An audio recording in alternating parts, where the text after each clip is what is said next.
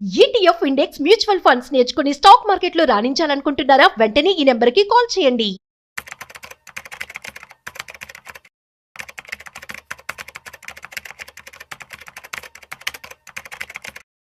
నమస్తే అండి. గిరిబాబు గారు, నా ఫ్రెండ్ ఒక అతను నేను కాల్ చేశాడు. విష్ణు, ఒక 10 lakhsలో ఒక మంచి కార్ తీసుకుందాం అనుకుంటున్నా. నా బడ్జెట్ 10 లక్షలు.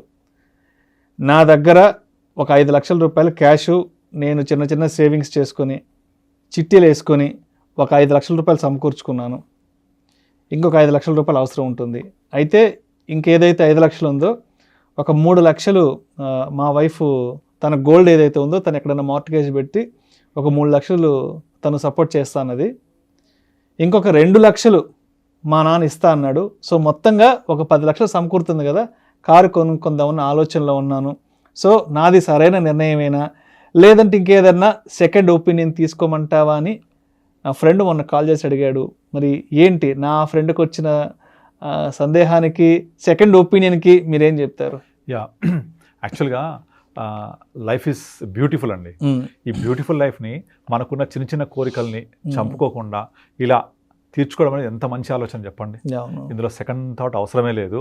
హ్యాపీగా, ఇంకా అదృష్టం ఏంటంటే తను ఒక 5 లక్షలు సమకూర్చుకోగలిగాడు చిన్న పొదుపు చేసి. వైఫ్ రెడీగా 3 లక్షలు హెల్ప్ చేస్తా అని చెప్తున్నారు.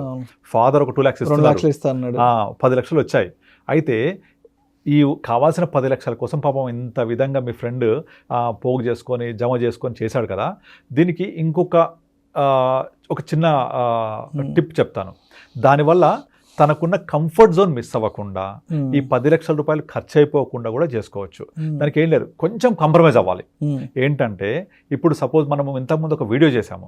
ఆ వీడియోలో మనం ఏం చెప్పాము, 50 లక్షలు తీసుకుని 50 లక్షలు ఉన్నాయి మీ దగ్గర, ఫ్రెండ్ దగ్గర, అయిపోకుండా ఏం చేయాలి. మనం ఏం చెప్పాము, దాన్ని 2 years డిఫర్డ్ చేసేసి ఆ 2 years తర్వాత వచ్చే గ్రోత్లో వచ్చి ఈఎంఐ కట్టండి అని చెప్పాం కదా. అయితే ఇక్కడ ఏంటంటే హోమ్ లోన్ లాగా మనం కార్ లోన్ని చూడడానికి లేదు, వీలు కాదు. ఎందుకంటే కార్ లోన్ మాక్సిమం 7 years ఇస్తారు. ఇప్పుడు మీ ఫ్రెండ్ దగ్గర 10 lakhs ఉన్నాయి. ఇది అయిపోకుండా ఉంచుకొని కూడా ఎలా చేయొచ్చు అని చెప్తున్నాను మీకు. అయితే ఎందుకంటే నేను చెప్పాను క్యాష్ ఇస్ కింగ్ అని. మరి ఇప్పుడు 10 లక్షల కోసం ఇంత ఇబ్బంది పడుతున్నావు, పొద్దున మెయింటెనెన్స్ డబ్బులు కావాలా, పెట్రోల్ కొట్టించాలా, పెట్రోల్ కొట్టియాలి. మరి అదేమని అడుగుతాడు అంటే తనకు వచ్చే రెగ్యులర్ ఇన్కమ్ తక్కువ ఉండొచ్చు నాకు తెలిసి ఫ్రెండ్.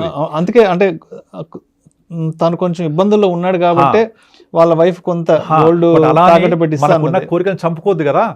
తప్పకుండా ఇప్పుడు నేను యంగ్స్టర్స్ కలిసినప్పుడు చెప్తుంటారు, కొంచెం సేవ్ చేయండి అంటే మీరు ఎప్పుడు సేవ్ చేయమని చెప్తుంటారు. మేము ఎప్పుడు ఎంజాయ్ చేయాలి, ఎప్పుడు బుల్లెట్ కొనుక్కోవాలి. నేను నా బుల్లెట్ అంటే చాలా ఇష్టం. అది 1,00,000 ఉంటుంది, మైలేజ్ రాదు నాకు తెలుసు, 30 కూడా ఇవ్వదు. కానీ నాకు కోరిక బుల్లెట్ కొనుక్కోవాలి. iPhone 16 సెప్టెంబర్లో వస్తుంది, అది కొనుక్కోవాలి. ఇప్పుడు 1,50,000 అంటారు. So life is beautiful, enjoy the life. But అట్లానే మీ సేవింగ్స్ని కూడా అలా ప్లాన్ చేసుకోండి, 2 సమకూడతాయి. ఇప్పుడు మీ ఫ్రెండ్కి నేను ఒక విషయం చెప్పాను కదా. సో మీరు ఏంటి ఏంటంటే ఆ 10 లక్షల రూపాయలని మీరు రేపు పొద్దున అవసరమైన పెట్రోల్ కోసం కూడా వాడుకోవచ్చు. ఏంటంటే సింపుల్ ఏమీ లేదు, తన యొక్క కారు కొనాలని కోరికని ఒక 2 years వాయిదా ఇవ్వమనండి. 2 సంవత్సరాలు వాయిదా, ఓన్లీ 2 సంవత్సరాలు. ఈ 10 లక్షలు ఏం చేయమనండి, ఆ 2 years పాటు ఇన్వెస్ట్ చేయమని చెప్పండి మ్యూచువల్ ఫండ్స్లో. ఎట్ ద రేట్ ఆఫ్ 12% చొప్పున 2 years తర్వాత హీనపక్షంలో ఒక 25% పెరిగి ఉంటుంది. అది అంటే మీ 10 లక్షలు ఎంత అవుద్ది, 2.5 lakh అవుతుంది. రైట్, ఈ 2.5 lakh దగ్గర పెట్టుకొని 2 years తర్వాత ఒక కారు కొనుక్కోమనండి. 10 lakhs బడ్జెట్లో వచ్చేస్తుంది. ఆల్మోస్ట్ 95% లోన్ ఇస్తారు ఈ రోజుల్లో. ఇచ్చేస్తే మీ ఈఎంఐ 7 years పెట్టుకుంటే ఎంత ఉంటుంది ఈఎంఐ? 10 lakhsకి రఫ్లీ 25,000 అలా ఉంటుంది ఈఎంఐ. 25,000 ఉంటుంది 7 years పెట్టుకుంటే. ఆ 25,000 రూపాయలు కావాలి కదా. ఇప్పుడు ఇక్కడ 12.5 lakh పెరిగి ఉంది కదా మన దగ్గర, 10 + 2.5 lakh. అందులో నుంచి ఒక 2 years తర్వాత నుంచి ఎవ్రీ మంత్ ఒక 20,000, అక్కడ ఈఎంఐ 25 ఉంటుంది, 20,000 విత్డ్రా చేసుకొని ఈఎంఐ కడుతూ ఉండాలి. ఇంకొక 5,000 కావాలి కదా, తన జబ్బుల నుంచి పెట్టుకుంటూ ఉండాలి. సో అట్లా తనకు వచ్చే ఈ మంత్లీ ఇన్కమ్లో SWP సిస్టమాటిక్ విత్డ్రాల్ ప్లాన్లో నుంచి విత్డ్రా చేసుకుంటూ ఈఎంఐ కట్టుకుంటూ 7 years కంటిన్యూ చేయాలి. అయితే ఇక్కడ మంచి ఫండ్స్లో పెట్టుకుంటే 15% కూడా పెరుగుతాయి. 15% అంటే ఆల్మోస్ట్ 3 lakhs కూడా పెరుగుద్ది. 10 + 3 13 lakhs అవుతుంది. అందులోంచి 20,000 విత్డ్రా చేసుకుంటూ పోవాలి. విత్డ్రా చేసుకుంటూ పోతే 20,000 ఇక్కడ కార్పస్ చాలా వోలటాలిటీ తోటి కొంచెం తగ్గడానికి కూడా అవకాశం ఉంటుంది. బట్ ఉన్నా కూడా 2 years టైం ఇచ్చాడు కాబట్టి ఎంతవరకు తగ్గినా ఆ 3 lakhs అనేది అందులోంచి విత్డ్రా చేసుకుంటూ ఉంటాడు. 10 పెరుగుతూ ఉంటాయి. మళ్ళీ 1 year తర్వాత మళ్ళీ 10 lakhs 1.2 lakh అవుతుంది. 12% చొప్పున, లేదా 15 అయితే 1.5 లాక్ అవుతుంది. మీరు మెల్లమెల్లగా కార్పస్ పెరుగుతుంటుంది. అందులోంచి విత్డ్రా చేసుకుంటూ ఈఎంఐ కట్టుకుంటూ వెళ్ళిపోతే ఆఫ్టర్ 7 years మీ 10 lakhs దాదాపుగా ఇంచుమించుగా 9-10 lakhs, అంటే కొంచెం తగ్గిన కార్పస్ మళ్ళీ 9-10 lakhs ఉంటాయి. ఓకే, 7 years అయిపోయిందా, కార్ సొంతం అయిపోయింది కదా. పెట్రోల్ కోసం కావాలంటే కూడా ఇందులోంచి ఎవ్రీ మంత్ సిస్టమేటిక్ విత్డ్రాయల్ లాగా ఒక 5,000 10,000 కార్ మెయింటెనెన్స్ కోసం విత్డ్రా చేసుకుంటూ వెళ్ళొచ్చు. దీనికి చేయాల్సింది ఏంటంటే ఇన్వెస్ట్ చేయగానే ఇమీడియట్లీ ఎస్డబ్ల్యూపీకి వెళ్ళకుండా, అంటే సిస్టమేటిక్ విత్డ్రాల్ పైన వెళ్ళకుండా 2 years, ఇంకా కంఫర్ట్ జోన్ కావాలంటే 3 years పాటు డెఫర్ చేసుకొని 3 years తర్వాత మనకు సమకూరిన ఈ మొత్తంలో నుంచి విత్డ్రా చేసుకుంటూ వెళ్తూ ఉంటే కారు సొంతం అయిపోతుంది. కారుకు కావాల్సిన ఈఎంఐ ఇక్కడ నుంచి కట్టేసుకోవచ్చు. At the same time maintenance కూడా తీసుకోవచ్చు కావాలంటే ఇక్కడ నుంచి. ఎందుకు 3 years తర్వాత మీ కార్పస్ 10 lakhs అట్లీస్ట్ హీనపక్షంలో ఒక 4 lakhs పెరుగుతుంది కదా, 4.5 lakh అందులోంచి విత్డ్రా చేస్తూ ఉండాలి.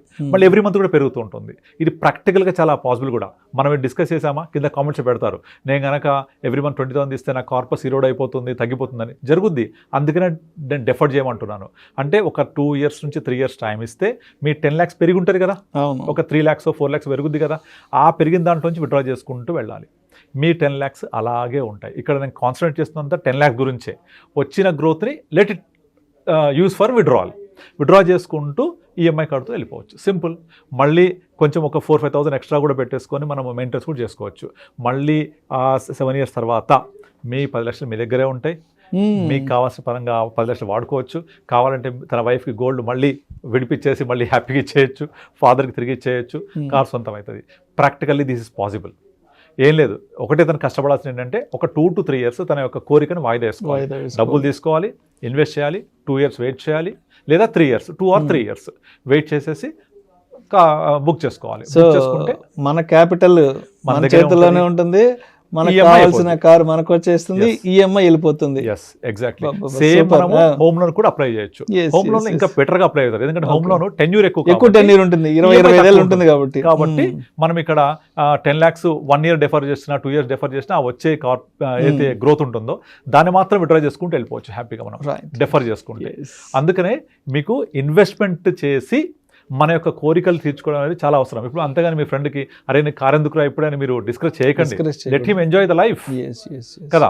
సో కానీ ఇక్కడ మళ్ళీ నేను ఇంతకుముందు చెప్పినట్టు క్రక్స్ ఏంటంటే మంచి ఫండ్ సెలెక్ట్ చేసుకోవడం, ప్రాపర్గా ప్లాన్ చేసుకోవడం, ఎలా డిఫర్ చేయాలి, తర్వాత విత్డ్రా చేసేటప్పుడు మళ్ళీ విత్డ్రాల్ కార్పస్ ఉంటుంది కదా, అది డిస్టర్బ్ అవ్వకుండా ఎట్లా బ్యాఫ్లో కన్వర్ట్ చేసుకోవాలి, ఇవన్నీ ప్రాపర్గా చేయాలి.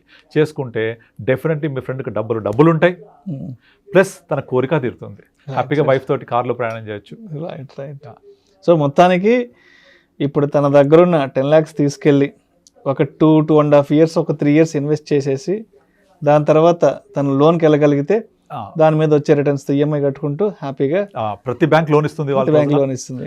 లోన్ తీసుకొని 95% 100% లోన్స్ ఇస్తాయి కొన్ని, తీసుకొని ఆ లోన్ని ఈ 2 years తర్వాత పెరిగిన అమౌంట్ ఉంటుంది కదా దాన్ని విత్డ్రా చేసుకుంటూ వెళ్ళిపోవచ్చు. That's the best option. Super. Right, thank you so much Giribabu garu. Thank you అండి. చాలా మంచి సలహా ఇచ్చారు. ఎందుకంటే ఆ 10 lakhs సమకూర్చడానికి ఎంతో కష్టపడి ఉంటాడు. అంటే తను చెప్పాడు చిన్న చిట్టీలు వేసుకొని నెలకు ఒక అమౌంట్ ఎంతో పెట్టుకొని చిట్టీలు వేసుకొని తెచ్చుకున్నాడు. మళ్ళీ వాళ్ళ వైఫ్ కూడా బంగారం తాకట్టు పెట్టి తను ఒక 3 lakhs వరకు సపోర్ట్ చేస్తున్నది. పాపం వాళ్ళ నాన్నగారు 2 lakhs ఇస్తాను, ఎందుకంటే ఆయన కూడా ఒక 60-65 ఏజ్లో ఉన్నాడు ఇప్పుడు, ఆయన కూడా 2 lakhs ఇస్తాను.